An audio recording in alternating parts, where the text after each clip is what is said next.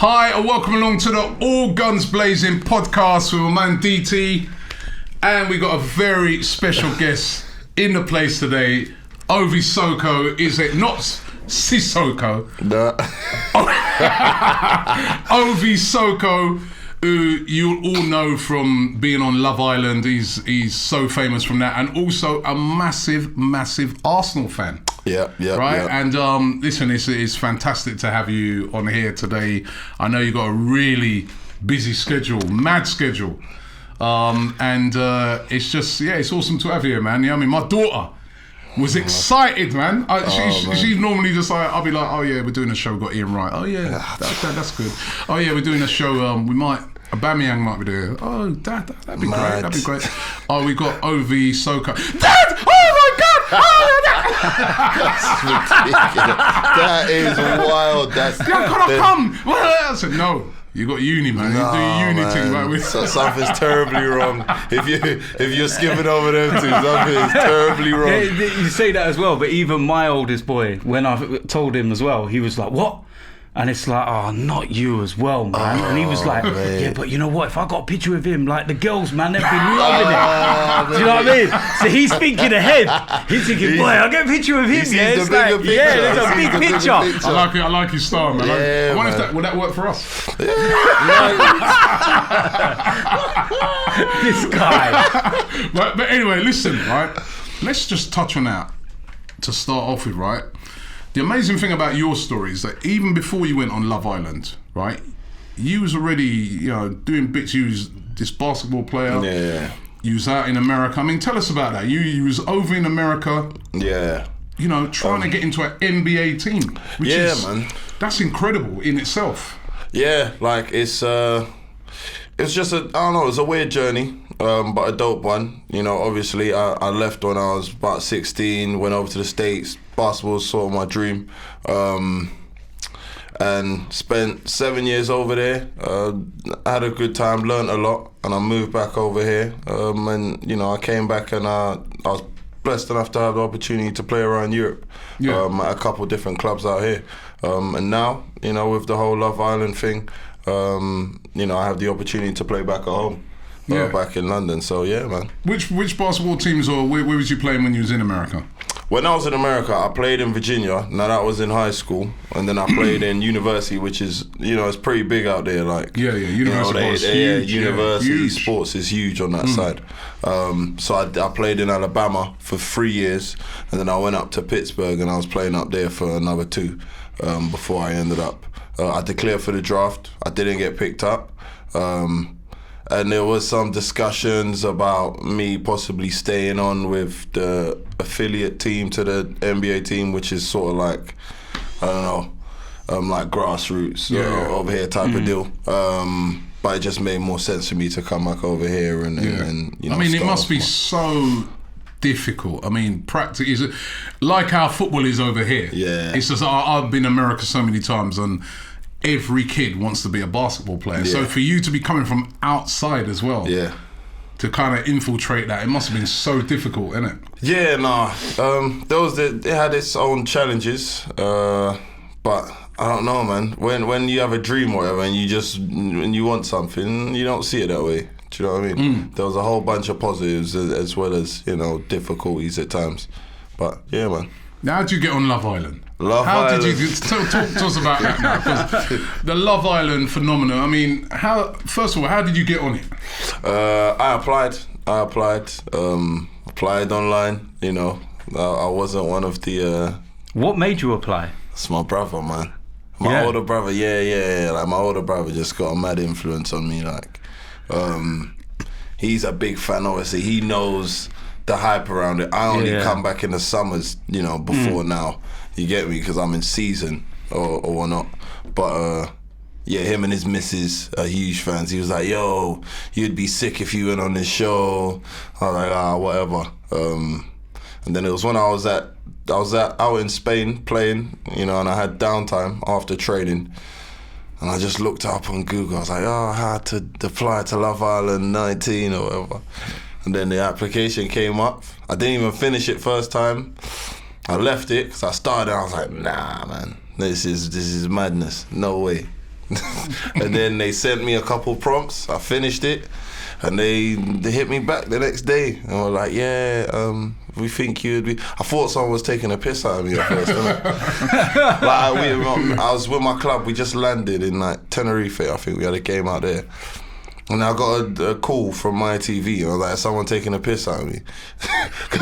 They're like, yeah, hi, this so-and-so from my TV. I was like, yeah, stop, you know what I mean, stop playing. But they're like, nah, seriously, we think you'll be good. And then, yeah, man, it was just weird. The way everything's happened. It's like, yeah, so I ended up doing it. And I was actually thinking about not doing it when I got to the summer because, a couple of my mates planned a holiday. Ended up going in. I thought I was in the main house when I was in the Casa Amor. I thought that was the main thing. You know what I mean? I only peeped, like, after hearing everyone sort of talking, after like a day and a half, that it wasn't actually the main thing. And then, yeah, I come out and it's all mad. That's insane. It's incredible, man. I mean, and when you're in there, obviously you're closed off from the rest of the world. The whole world is watching. I mean, as I said, I didn't know as many people watched. I thought, all right. Do you kind of forget? When you're in there for a bit? Obviously, when you're in there at first, the camera's out. But do you, after a while, kind of forget that the cameras are there? You forget pretty quickly. After a couple of days, the first couple of days, you're very aware, because it's such a new, different space. Do you know what I mean? It's not like none of us are entertainers. Well, I've done basketball and sport, but it's not a different kind of entertainment where we're used to cameras being around. So obviously you go in there and there's 100 cameras everywhere you turn, but then you forget, and then you just be yourself, man. You just do your thing. That's the main thing. And there's quite a few distractions around the place as well, right? Yeah, one or two distractions.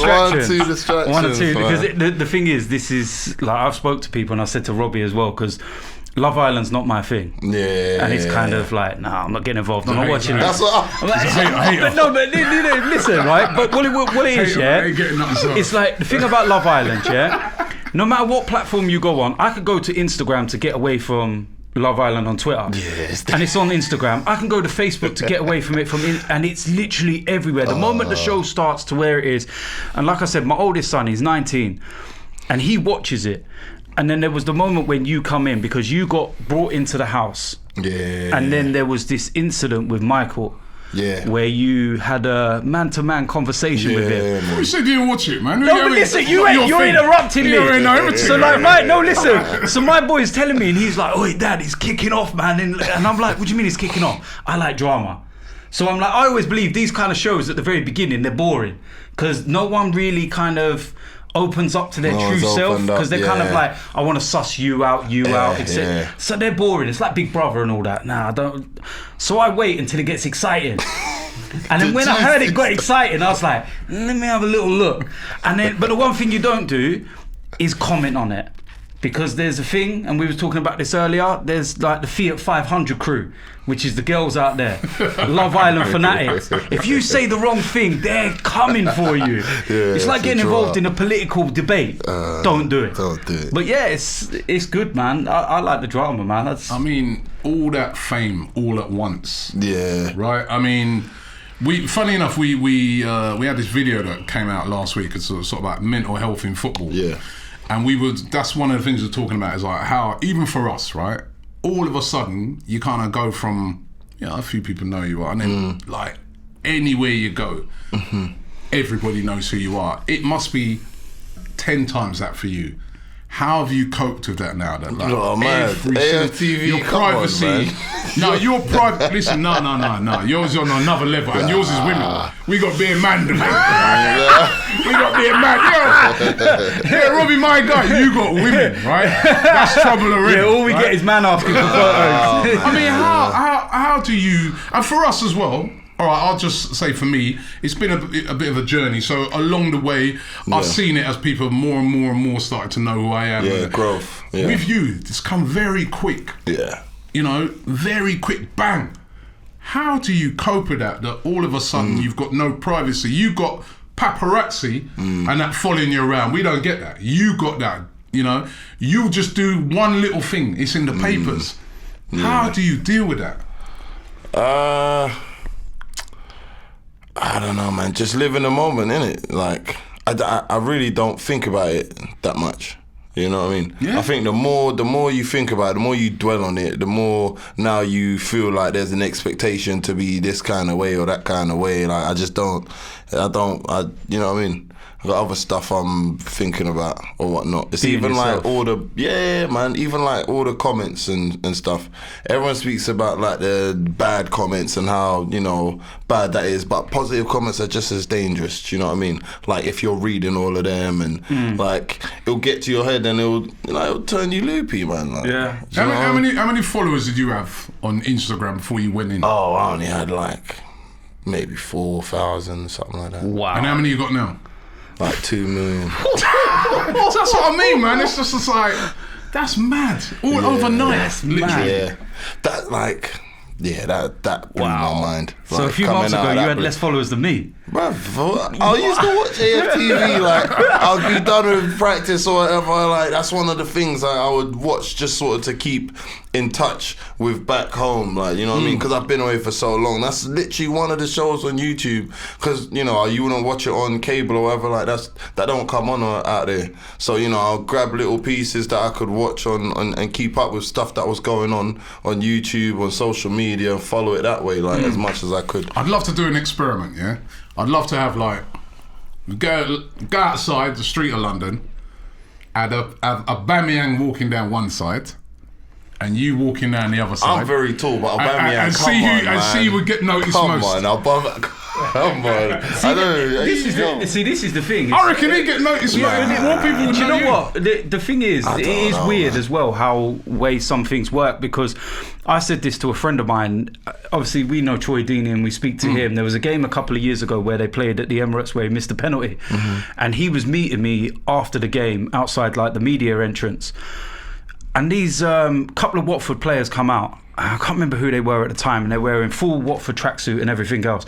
And then this group of Watford fans come over, and they literally brushed past the players who they support week in, week out to come and ask me for a photo. And I'm standing there, and I'm like you're like, what are you doing? You know, and I've even had it where I was talking to Ray Parlour once, and some guys come up, and I thought, he's going to want me to take a photo of him and Ray Parlour. It's an Invincible. He asked Ray Parlour to take the photo with him and me. It's crazy, isn't it? And I'm looking at him like, bruv, what are you doing?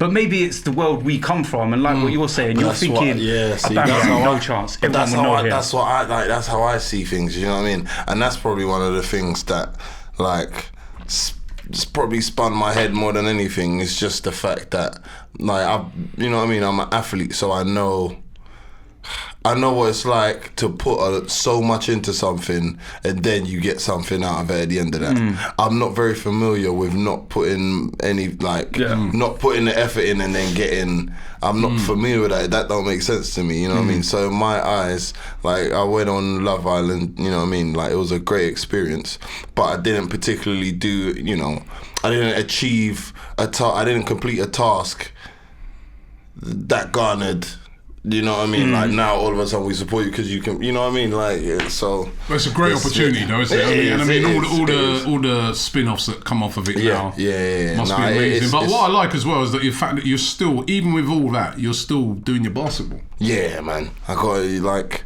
that's something I've done for such a long time, and situations like this, you don't want to just get lost in the sauce, you feel me? You just want to just stick to keep doing you. Everything else should just be something added on. It's a great attitude you've got. Great attitude you've got, and you know, that's going to set you in good stead going forward, because as I said, you know, I mean, you know, even sometimes we hear stories of people that have been on, you know, some of these big shows, and then when they've come out, you know, they found it really difficult. But it seems like you're, you know, I mean, at ITV, do they help the people there to cope with the after? Because when you come outside now and, you know, getting used to what's going to be coming your way. Yeah, they do. Like, they make resources available. I do also think it is sort of a responsibility to the contestants too to be mature enough to utilize the all the help that they provide and stuff. Do you know what I mean? Because it's very easy to get wrapped up in the whirlwind once you come out, because everything around you all of a sudden starts moving fast.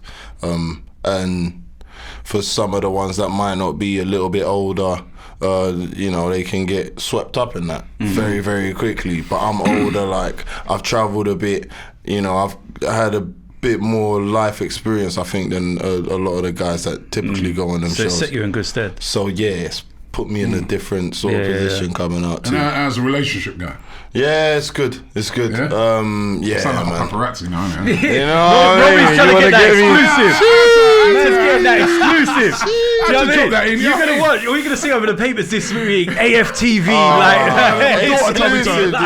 daughter told me to ask that one. You know what I mean? Your daughter's smart. Do you know what? I ain't going to go no deeper than that. You see, the thing is as well, like, how difficult is it with the relationship thing? Because obviously the relationship come about in the public eye, so you feel like everyone wants to know your every step and every move. And then also the one thing that I noticed, obviously, because Robbie was joking and saying we only get man that follow us, is you only have to go on to your last post, for example, like the comments from the women on there, like marry me, do this, do that, and I'm like how do you just deal with that like on a daily basis? Like, it must be incredible. No, I didn't read it like that. I mean, that's exactly how you did it. you know what I mean? That segment's getting cut out. That segment there is getting cut out and going to be put into a meme now. I'm like Robbie just saying someone feeling a little deprived in the comment section. Yeah. Do you know what I mean? He's living his best life, man. I love that. Living his best life, man. Taking That's the thing. Because you're doing with ASOS as well now. Yeah. Do you know what I mean? You see, I do my research. Man. Hey. I'm looking for that ASOS package. Do you know what I mean? Trust me. Do you know what I mean? We've got the plug in now. Maybe like, hey, listen, we Arsenal over here. Do you know what I mean? Listen, now, distressing wise, to de-stress, right? You can watch Arsenal, and that raises all the stress levels back up. Now we're pleased to find out that you're a big Arsenal fan. And how did you get into Arsenal? It's funny, man. This is a funny one. Like, again, my brother seems to have a heavy influence. But yeah, like my whole family, all the guys in my family are Arsenal, man. Yeah. Like since I was young, and it's mad because I live on. I grew up on White Hart Lane. Do you know what I mean? Oh, it's mad. Oh, borderline. I grew up on White Hart Lane, like Wood Green side, but I grew up on White Hart Lane, and like I remember when we were growing up, my brother would put an Arsenal flag up, derby game or whatever. You know what I mean? Yeah. Like, and yeah, got a couple eggs. Thrown at the house. My mum wasn't too happy about that, but yeah, man, always just see. I was growing up around in the untouchable era, man. Yeah, man. It's just mad, and I think that's just something now. Why, from my perspective, and I feel like I look from a distance almost. A lot of the fans and a lot of the opinions, they just come from so many fans that have had such pride during that time, because they were great times. It's so mental now that I'm talking about those times, like, but it's the reality of what it is. Who's your favourite player in Invincible times? It's gotta be. Everyone would say like Henry's just special, but Vieira, man. Yeah. Vieira, man, like. Yeah, he was a boss, wasn't he? Vieira's a boss. I feel like he's a player who's come here, and I feel like that whole era, they were all guys who came here and they embodied the club. They took on what it meant to play for Arsenal, and they knew how deep it was. Mm-hmm. Do you know what I mean? It was deep, like this ain't just a check, like it's deep. Mm-hmm. Like, you know what I mean? That time, like, there is no going talks about me going to that team, because you just know, like, nah, Like, don't even negotiate that one. That's not. This shit's like, you know what I mean? It's such a mad time. Like the pride and do you know what I mean? Like, and but the thing is, it was like that. I think across the league, but now you know the money errors come along and sort of wash down the sport a lot, man. In my opinion. But yeah, man, it's definitely Vieira. And at the moment, who would you say at the moment is your favourite player at Arsenal? Aubameyang, man. Aubameyang, yeah, man. Yeah, he's someone who I see give the energy that shows, like, okay, it means something to him. You know what I mean? Like a bad performance, it's deep to him. It's not just, it hurts. Yeah. It hurts. Do you know what I mean? Yeah. There's some guys that you know you could probably say, all right, you know, they give the energy, but do they really get it? But do they really get it though? It's almost like, okay, it's my job to come here and just put in 100%. Boom, I'm just gonna come in here. Oh yeah, I've given all energy. I'm tired of in the game. Boom, go home. Good, bad, whatever. It's over once and they forget about it. And then they forget about. Oh yeah, yeah. But like, nah, man. You're right, you know, because we always say that Aubameyang seems to have been that player that's come in and sort of restored that connection between the players and the fans. I really do feel that, and it's funny because when he first came in, there were a lot of people saying, "Oh, bad attitude, bad attitude, bit of a troublemaker, the way he left Dortmund and stuff like that." But he's been so professional since he's come in. He's gone out of his way to have a nice relationship with the fans. And not only that, he's been absolutely outstanding. I've seen the guys come in, and never have I seen a guy just hit the ground running like him. I mean, you know, normally you come in, and you probably found it when you was playing basketball in America. You've got to get used to the place, and there's different people and all. But he's just literally come in and just went boom. Yeah, that's such a difficult. I mean, you must appreciate tough, how difficult that must be to do. Nah, that's extremely difficult, and then like that's why I see the whole thing that's going on with Pepe and all that now. Like, give him time. You gotta give him time, man. Obviously, I get it. Everyone wants you know production, and they want it now. But you know what people need to realize, like the players want that too.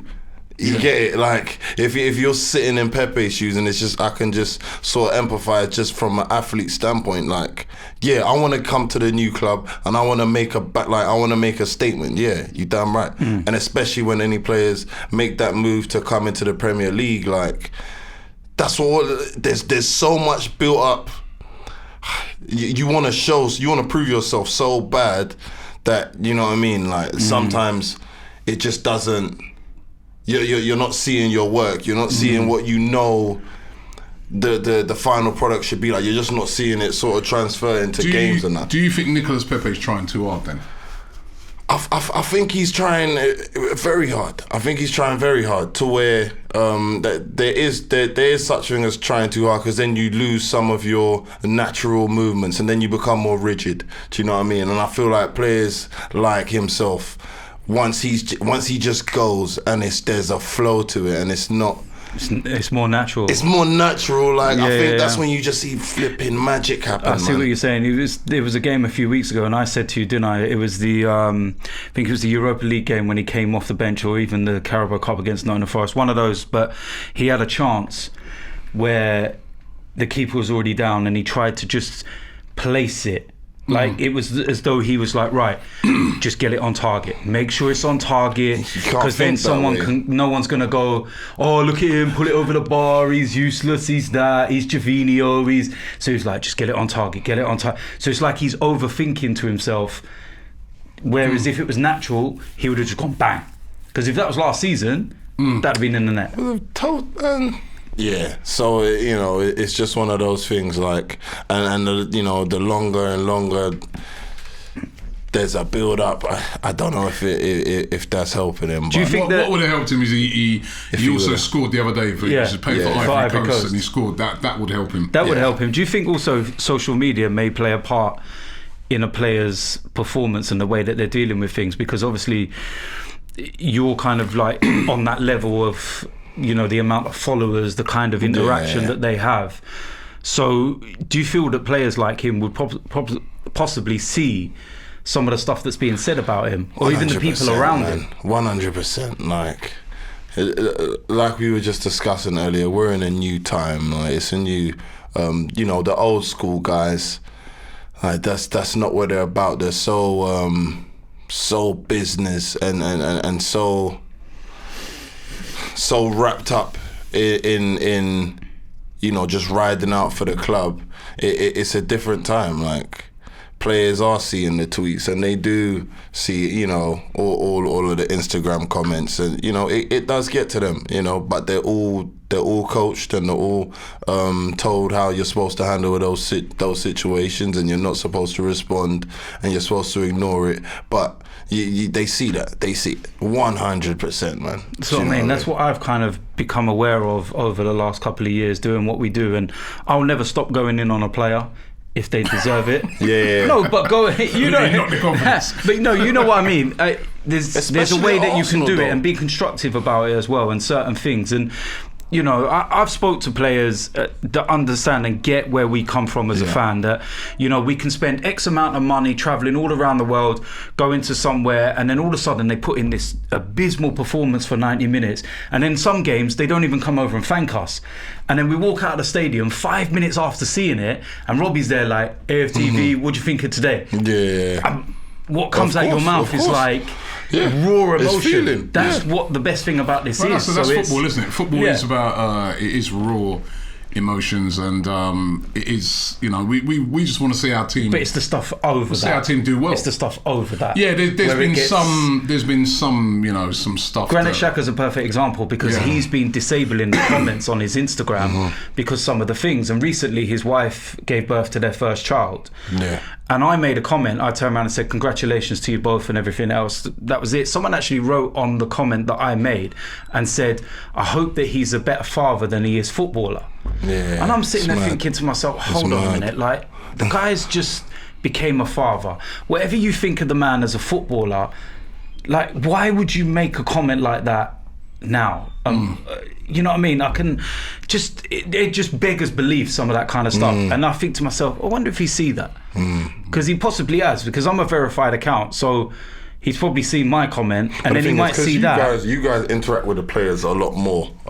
So you guys know, and I feel like can understand a lot more sort of the power behind what you're saying. So even when you might be digging into a player, I feel like there is still a tactfulness behind it, because you guys do know, like, these are still guys. I think all players are different. I mean, I remember we was out in Dubai, we was chatting to Lacazette. And he said, listen, he goes, Laka's a bad man. Laka's a bad man. He's a wicked player. Love him. Bad man. I rate him so heavy. He's I can't wait for him to be back as well, by the way. But what he said was, listen, he goes, I know when you guys have a go at me, I know that you're just having a go at me for my performance on that day. But he goes, I also see when you guys big me up as well when I'm playing well. So he goes, I'm cool with it, man. He goes, this is football, this is sport. He goes, if I'm playing badly, he goes, I'd rather you guys say I played bad than try and pretend like, you know what I mean? He's cut from the old school cloth, though. You see by how he plays. Like, he plays with a chip on his, he plays with an attitude. Do you know what I'm saying? I love it. And that's what I feel like, when we talk about when Arsenal were sort of, the trendsetters, that's what the whole team that's how the whole team moved. That's the whole, it was beef every game. Like, you went to Highbury and your whole thing was, okay, let's not just get smacked by 5. Like, it would like, we beat teams in the tunnel. Like, no, guys were just happy to be on the pitch. And like, you could see, Arsenal, if you go to some of our old games from Highbury and you look in the tunnel, and you can see some of the captain of the other team walking down. There's this little guy, and he's just kind of looking at Vieira like, you can see it. Like, boy, that's now teams when they go Man City or Liverpool. But that's what I mean. But they are the trendsetters now. That's what you need to get. You know what I mean? But I also think as well, some of the players now, that handle the criticism of certain things come from a background where fans are so prominent. Like you say, Lacazette, he comes from Lyon. The fans there, if you're not playing well, you think we're bad. They'll let you have Oh no, you know what? The thing is that the fans over here in England are quite Placid. nice. Yeah. Fans over in Italy, they'll turn up at the training ground, man, and mash up your car. Yeah, They'll be you like, see it with Gareth Bale. Do you remember Gareth Yeah. Bale driving out of Real Madrid and mans are chasing him down the road? There's other clubs over in Italy and Greece and Greece, that, man. yeah. And then they turn up at the training ground and they march up the players and say, hold on. Explain Saturday, bro. What's going on? Yeah, I see it online a few weeks ago. There was a game. I can't remember what country it was, but like the ultras from this team actually went into the director's box and they escorted the owner out of the building. That's like us going to the Emirates and picking Stan Kroenke up and saying, "Get out." Man, I'm not happy with that. Get out. And I was just like, we're quite relaxed in that sense. Yeah. Very, very. Let me ask you about this because it's quite topical at the moment, right? This racism in football. Yeah. Now you would have seen the game, the England-Bulgaria game, and you know the players. The game got stopped twice. They nearly even walked off out of the game completely. How do we stop this, Ovie? Right? You know, in this day and age, right? 2019, we're still instead of us talking about our England putting a great performance, winning 6-0, we're talking about racism, and it's not just in Bulgaria. It happens over here too. It's in this country. It happens over here. We've seen like footballers, Raheem Sterling, Aubameyang got a banana thrown in him a game. Yeah. There's been players that have like had Rashford missed a penalty and Pogba missed a penalty and they're getting racial abuse online and stuff like that. I mean, how do we can we stop this? I mean, it's a tough one because I feel like the only way to get through to a lot of these these ignorant people is by making the team have to serve some kind of penalty. But then how is that? But then, like, I don't know, man. It's a tough one. It is really hard. Like, I don't know if there is any, like, one direct solution. What about you? What about you, DT? You know what it is? First of all, the punishments that they lay out are pathetic. Right? To put it into perspective, Nicholas Bentner got more of a fine for showing off a pair of pants that had Paddy Power on it than any of these nations that have been racially abusive. Now, I don't want anyone to get stuck into this, Bulgaria as a whole, because I said this yesterday. Me, you, Loomis, we went to that same ground. We went to that exact same ground only a couple of years or so ago when Mesut Ozil scored that goal. We lobbed the keeper, and we never saw any racial abuse. We were walking around the streets during the day. They were nice. It was a pleasant place, and when I saw it, I was like, "Wow, okay." But they have been Bulgaria. Yeah, this is not the first time. No, it isn't the first time. Half of the stadium was locked off because of previous stuff. But they're saying it wasn't because of racial incidents, the previous incidents. Why they got banners up there then saying, but this is what I'm saying. You only have to look at the reaction of the manager of the national side who said, like, I never heard it. And it's like, come on, what do you think they stopped the game for twice? Yeah. To have a drinks break? Of course they didn't. You know what was going on. All right, maybe he's scared to say something because the ultras might actually go and kidnap him and tear around his house or whatever. Because a lot of these ultras and stuff, you got to remember, there's a lot more. It's deep. It's really deep. Listen, that's the thing, because even with basketball, like they're football fans. Like it's just like It's almost like religion. They support even if they have a volleyball team, but like they come out to the basketball games and they got fireworks going in the stands inside, and like it's mayhem. It's more but political. It's deep. Like it's very deep. These are things that are rooted into some of these societies, some of these communities, and it's it's not as simple as saying, all right, you guys don't come back. It's political. But this is my opinion. I've said it before on other shows when I've been interviewed about it. I still believe in the football ground. Obviously, it's a deeper issue, worldwide issue, racism. In the football ground, I still think it's quite an easy thing to deal with, right? In that, if the sanctions, like you said before, are harsh, if somebody turns round, UEFA turns around to Bulgaria and says, "Yeah, hold on a minute. We shut off half your ground, and you still got man turning up with hoodies and that, coming making Nazi salutes and no things. respect. Yeah. And holding up even the same thing. You got no. All right, I'll tell you what, you ain't in this no more. You're out. Come back and check us when you've sorted out the problem. When you've got your house in order, you can come back in the competition. And if you do the same in other competitions, like the Champions League, you imagine a team in the Champions League, if you turn around to them and say, "Yeah, this is 3 times now, and we warned you." No, you see ya. You know, you're out of the competition. I get what you're saying. Come, they will do, when they see the amount of money they lose, they will make sure no ultra, no thing is in the ground no more to jeopardise that in the future. You know my biggest and that issue is how you deal with it, right? The authorities, UEFA, FIFA, Premier League, grow some balls. It shouldn't be down to the players on the pitch. No, it shouldn't.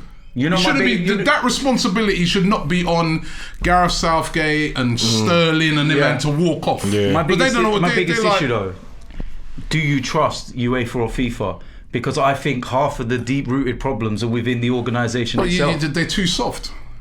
They're too soft on the problem. Well, there's probably people within there that are too racist. Listen, me and you have been to football, and like you be at football, you get idiots. Yeah. But sometimes an idiot, for instance, let's say, running on the pitch at football. You run on that pitch, that's it. You've got banned. Yeah. So there's idiots there who would love to run on that pitch and make a scene of things and that, but they're thinking, hey, I've been that idiot. Yeah. Times I wanted to run on a pitch. If I run on that pitch, that's it. I'm gone. No ifs, no buts, no babies. I run on that pitch, that's it. I'm gone. If I fight a person at Arsenal in the Emirates, I punch up somebody or whatever, and it's caught on camera, I'm banned. That's what cuts it out. Yeah. You know what the rules are. There'll still be people who break it, but people. And then clubs will, like, when they see the threat to the finances, they forget ultras. They will deal with it. Yeah. Because they'll be like, we cannot afford to have these idiots in the, 20 man in a hoodie jeopardising Bulgaria being in Europe. So you guys, it's down to 20 man. You guys, you're out. And that's how you deal with it. It shouldn't be on players and things. That's the thing that's really getting on my nerves with this, about putting it on players and managers and that. The people in charge deal with it, man. Do you know what some balls. The thing is as well, it's not just a problem within football, it's a problem within society in general. Yeah, it is, of course. And the way, because I know, like, for instance, yourself, I've seen it, and it's one of the things that I think that I've only ever seen you respond to is when you've had racist abuse directed at you. And you literally ignore anything that comes onto AFTV's channel. It's like, I won't respond. But the times I've only ever seen you respond is when someone's made something of a racial nature. Do you know what I mean? And thanks for saying that. Now I'm going to get loads more on me.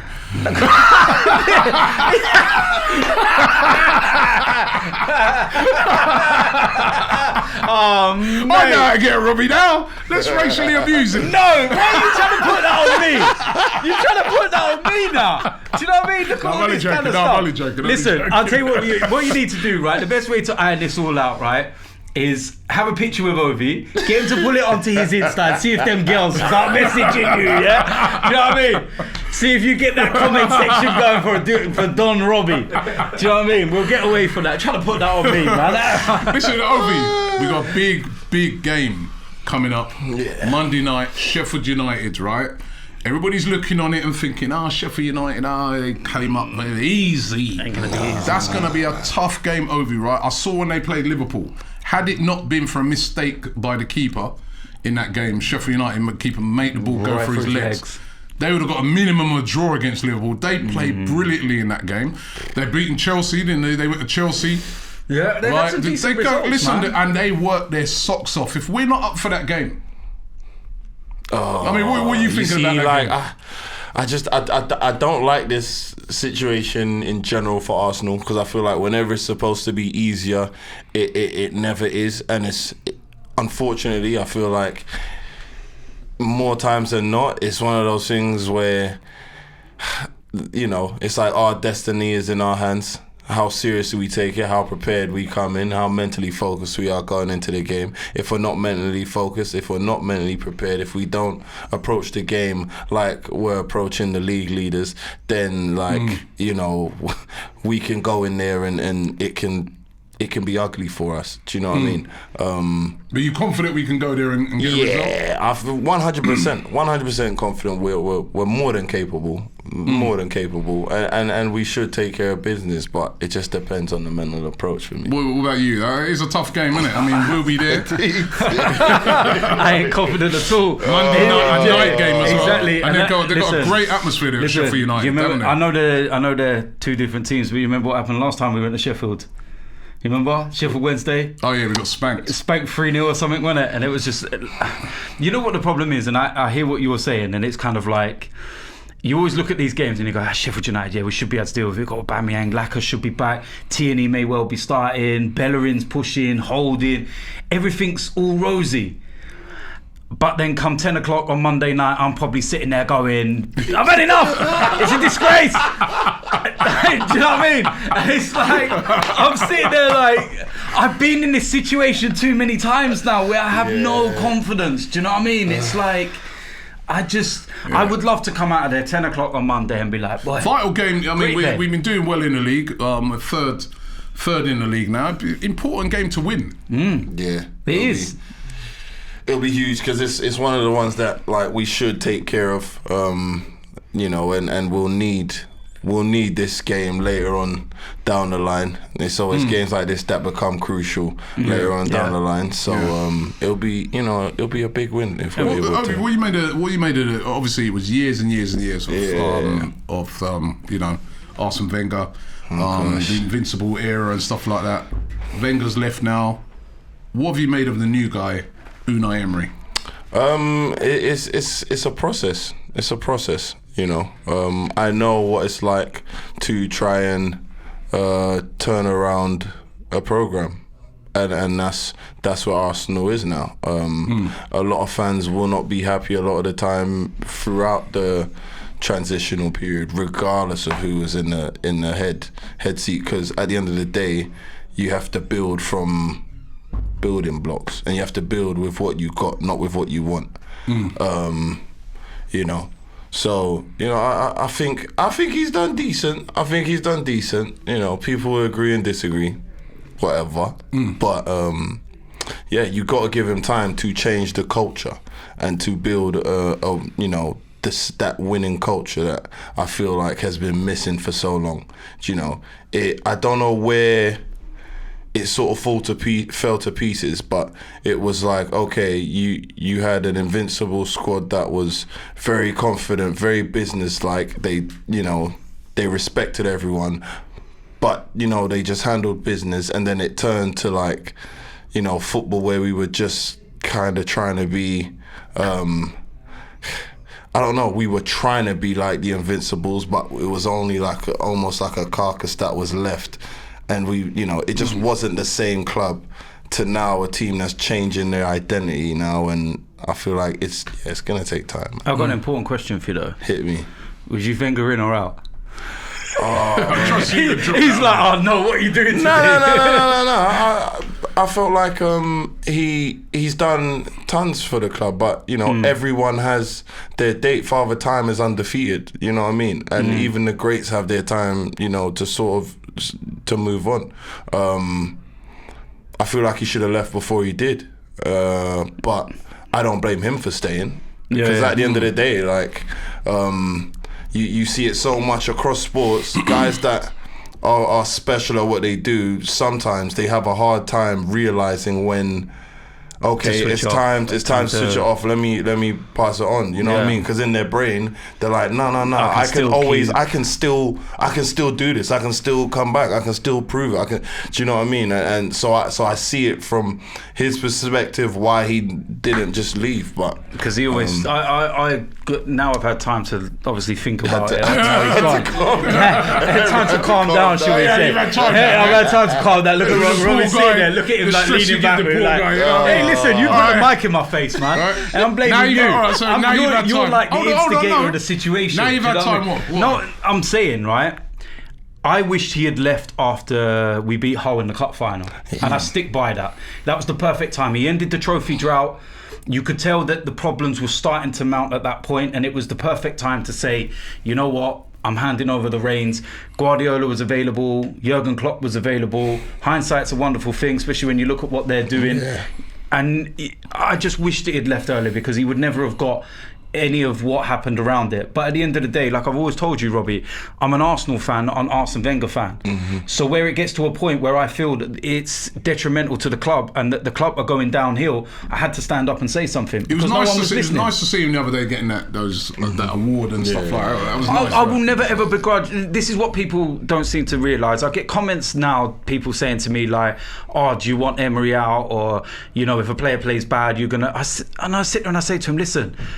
For 16 years or so, I loved Arsene Wenger. He was like a dad. He was like the god. If you'd have said to me at White Hart Lane when we won the league in 2004, in 10 years' time, 10, 11, 12 years' time, you're going to be waving banners and this, that, I would have turned around and laughed at you. You'd be like, go away. No way am I going to be doing that. But this is what happens. And it's just, I've always said this to you. I got to a point where I felt no one at this club was listening. Not Stan Kroenke, not Ivan Gazidis, not nobody. They said what they wanted us to hear, and we kind of bought into that for so long. You listen to some of the stuff that I like this woman I was chatting to yesterday, the Extinction Rebellion. Be careful what you're saying, you know. Be careful what you're saying. The same thing. Politics. No one's listening. We got to do this. If you start, listen, you'll be extinct if you carry on in a minute. But it was just look, like I always said, with Arsene, I just wished he left a little bit earlier, and you know, who knows? We'll look back on this in maybe 20 years' time, and it could be a great decision. Yeah. Well, listen, let's hope the glory times are coming back. Ovie, listen, it's been fantastic to have you on the podcast today. What you got planned for the near future? Near future, back on the court first and foremost. Love that. Looking forward to it. Yeah, man. But then, got some social media stuff. How are you going to get back on the court with all these distractions, man? It's not distractions, man. Come on, man. It's not distractions. Nah. Back on the court, and I want to get down to Arsenal. Do you not also think as well? You don't got to have me at some Arsenal. No, we'll definitely have Robbie will get you in his box. Do you know what I wish. Do you know what? I ain't got a box, but you know what I mean. I want to be down there in the field. Yeah, you can be standing up with me and some of my guys, man, and you love it, man. I mean. Yeah, we've got to get you an Arsenal game. Do you know the one thing I will say as well? Do you think as well that because of your following that may not know about basketball, you may actually introduce a new audience into basketball? Because some, girls maybe or even blokes might go, I'm not really into basketball, but Ovie's playing. I'm gonna go. Girls will go, and then when girls go, guys will go. That's true. So if anything, what you're doing is actually going to help the sport and raise its profile. No, I hope so, man. I think basketball is a sport that has huge potential here, man. You just have to look at the basketball in France and Spain, and you can see like it's huge. But yeah, man. Hopefully, if a couple more people get involved and take interest, man, it'll be amazing. But. And any more sort of TV stuff and things like that? Yeah, man. I'm looking forward to working with Sky Sports pretty soon. Gonna start some pretty exciting stuff with them, and then there's some other appearances and stuff I'm sort of working on at the moment without giving too much away. Man, it's all blessings, man. Good energy, good vibes. Thanks for having me. No, thanks for coming down. Let's hope that we can have a great season. We're definitely going to get you across to an Arsenal game, don't worry about that. We'll hook that up for you. It's been an absolute pleasure having you on. And you know what? I love your journey, man. I love your journey, man. Keep up the good work, man, and keep. I think the way you've done it. It's been a great example to people out there. You know what I mean? You haven't made it go to your head. You're still doing your thing that you love, your basketball, as well as doing all the other great spin-offs that are coming your way. And you're a Gooner. So we love you. Gooner, come on. It's perfect. Whereas this guy, he's a gooner and I don't love him, but thanks for coming on. Respect to DT. Yeah, let's see if he gets any of these ladies in his comment section, yeah? Do you know what I mean? Come on, man. Ladies, my pool's gone up now, isn't it? I hang out with Ovie. This guy. That's all you're going to hear now. We'll be back next week. Don't forget this podcast. You can download it on all the usual formats. Don't forget to subscribe here to AFTV. Check out Ovie on all his Instagram, all his various sites. You probably subbed him already. And also DT. He's got an excellent YouTube channel and also Twitter. Was it? What are you on Twitter? Twitter, Insta. What are you? DT. Mr. DT. Mr. DT. Represent. Check Mr. him out. DT AFC. So make sure you follow. Thanks for watching the show today.